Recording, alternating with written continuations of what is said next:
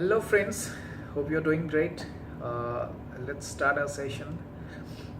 Today I will start from you know how much power usually a node B is allocated to control channels. So that's very important for all of you to understand the power planning and that is very important in 3G because you share the same power. So the power allocated to control channels may be depend on equipment vendor, or what kind of vendor or what kind of equipment we're using. Typically, no more than 20% of the total node B power is allocated to control channels. Maximum 20% power for control channels, including seepage. So seepage is normally 5 to 10%. However, in HSTPA, if the HSTP is deployed in the same carrier, then the total power allocated control channel may rise up to 25 to 30% because additional HSTP control channels also comes into account. Then what is the typical seepage power? Yes, so it's, as I told, 5 to 10% of the total node B power. So when seepage power, we think about seepage power for let's say typically 20 watt 43 dBm node B. The seepage is around 2 watt or 33 dBm. If it is a 46 dBm 40 watt node B, then we can opt 46 dBm for pilot.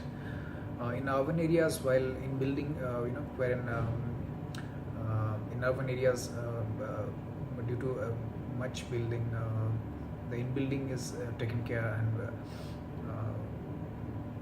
by in-building installations, the seepage may sometimes go as low as 5% because the users are situated nearby, and the coverage area is small since the user very close to the site, and more power can be allocated to traffic channels. So we just put 5% to the seepage and rest of the powers for traffic channels for the dense urban areas.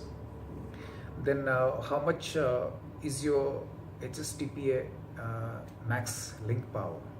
So normally it's some 4 to 5 dB less than the total node B transmit power, maximum node B transmit power. Let's say we have 43 dBm maximum node B power available. So the HSTP link power would be around 38, 39, 38 or 40, 39 dBm, 38 to 39 dBm max. That's the HSTP link power. Let's take an example. Let's say only in the downlink, what the measure components calculate during the path loss calculation, starting from node B. So that may be asked to you. So from the node B, you can take node B seepage transmit power, like I told, 33 or 36 dBm. The jumper and feeder loss maybe a 3 dB loss. Then you can calculate the antenna gain. So maybe 17 dBi or 18 dBi high gain antenna, or you are using mid gain antennas like 16 dBi. Then over the air loss like shadow fading, fast fading. So this thing you can calculate. Then we can take building and vehicle penetration loss. Sometimes we take building penetration loss in dense urban 15 dB, and in suburban and rural that is very low, so as close as 5 to 8 or 10 dB. Then we have vehicle penetration loss can be 1 to 2 dB. We can add body loss, that is also 1 to 2 dB. So these are the components we calculate when we are calculating path loss. What is the maximum path loss? So the maximum path loss, if you explain it like path loss, the maximum path loss is how much signal is allowed to drop from the transmitter to a receiver and maintains a good signal. Like what is that path loss is allowed from the transmitter to the receiver, and in the receiver we're actually getting that signal. So that is the path loss definition.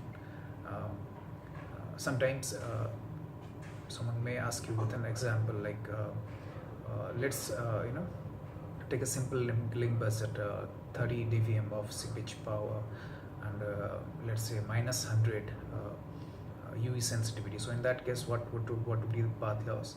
So you can just add this 30 dBm seepage power, transmitted seepage power. Let's forget about the losses and gains. Let's say there's nothing and we're having receiver sensitivity of minus 100 dBm. So the path loss will be 30 minus the receiver sensitivity means minus 100. So it would be 30 plus 100 because minus into minus would be plus. So 130 dB would be the path loss. Total transmitted seepage power plus the minus the UV sensitivity. So UV sensitivity is a negation minus 100 dBm. So it would be 130 dB. Suppose I have a maximum path loss of 130 dBm. Then what is the new path loss if I need to add some losses? Let's say body loss 5 dB. So just deduct 130 minus 5, so it would be 130 dB, 25 dB. So it should be very clear conceptually when explaining the link budgets and the path loss and the losses and the gains and all the margins. So you have to be very perfectionist when answering the planning related questions. So please understand the path loss formula and the margins, the gains and the losses calculated in the link budget. You can answer any question for any example. Only thing you should be given with the data like what should be the transmit power, it's 20 watt or 40 watt and other relevant details. Let's go to channels, some channel questions. So what is channelization code? How do you explain a channelization code? So channelization codes are orthogonal in nature. There are orthogonal codes used to spread the signal and hence provide channel separation. So different for different services. The channelization codes are used to separate channels from a cell. So from a cell, channelization code differs like what all kind of channels are used from the cell. Then how many channelization codes are available? So that is very important for you to understand. The number of channelization codes available is depend on the length of the code, like what kind of code length you're using. In the uplink normally it is from 4 to 256. In the downlink it is from 4 to 512.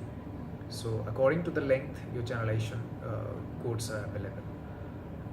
Then the next question, are channelization codes mutually orthogonal? If so, why orthogonality factor we are adding the link budget then? If they are already orthogonal, then there shouldn't be any orthogonality factor added to the link budget. So why we are adding a link budget orthogonality factor? So yes, channelization codes are mutually orthogonal. Nonetheless, due to multipath with variable time delay, the channels from the same cell are no longer perfectly orthogonal and many interference will occur each other. Thank you so much for watching. The next session will come with a new topic. Till then, bye bye.